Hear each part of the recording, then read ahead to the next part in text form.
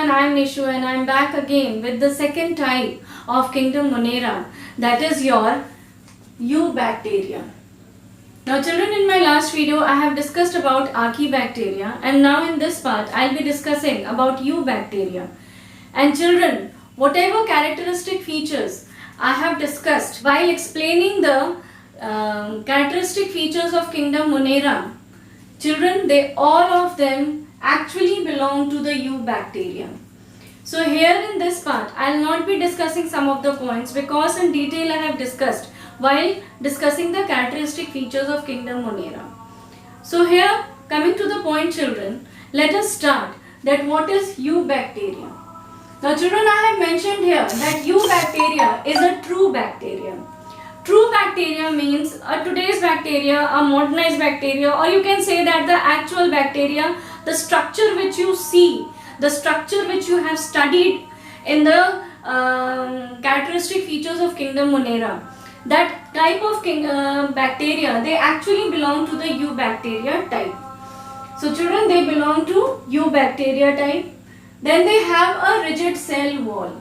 Now don't get confused here, because you have studied that Archaebacteria is also having rigid cell wall, and here you are studying that eubacteria is also having rigid cell wall.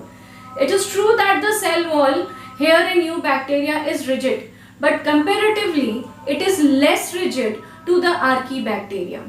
Archaebacteria cell wall is more stronger, more rigid than the eubacteria.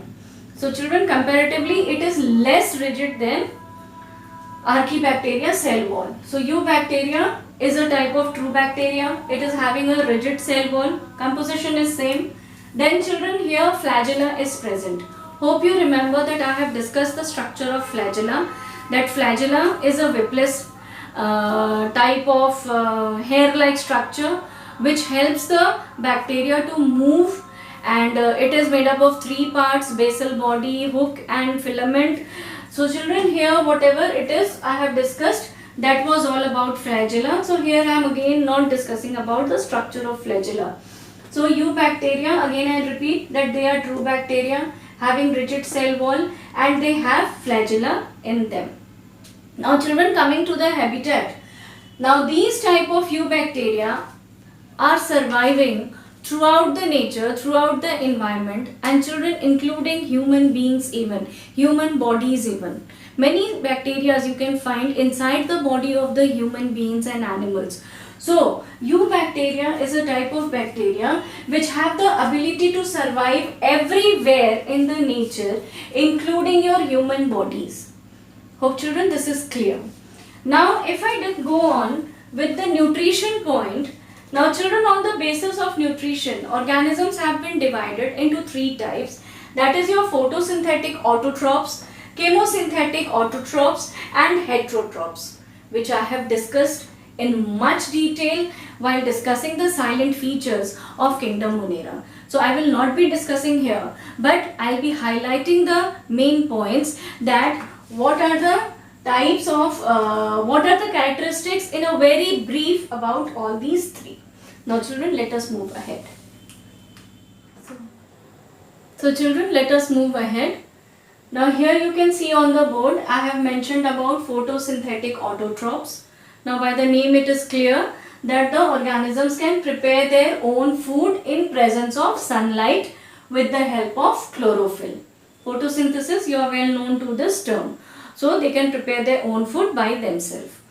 Examples are cyanobacteria. Now children, in the later part of the video I will be discussing the examples separately. So here your cyanobacteria is the example for photosynthetic autotrophs.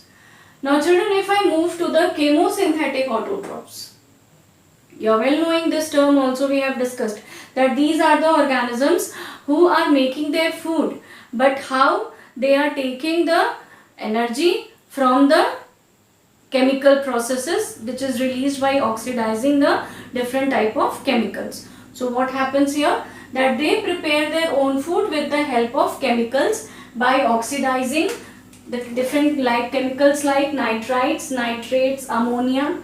Now children, you know that different type of inorganic chemicals are broken down from which your energy is released, and that energy is converted into ATP, and that ATP is utilized to make organic food from the inorganic material. So here your chemosynthetic autotroph is that. Now one of the example we can have your Nitrobacter. Now many types of chemobacteria you have studied, like your nitrifying hydrogen bacteria, sulfur bacteria, iron bacteria, methanogenic bacteria. So many examples we have discussed. So all those examples will be coming in this category. Now children, if I move to the next type, that is your heterotrophs. Heterotrophs, they cannot prepare their food by themselves. So what happens? They are dependent on the other type of organisms for their food. So children, various types I have discussed. Symbionts, I have discussed about parasites and saprophytes. So here it is again. It is one layer, that is your saprophytes, then your parasites. You're well knowing that saprophytes are those organisms which depend on your dead and decomposed organic matter.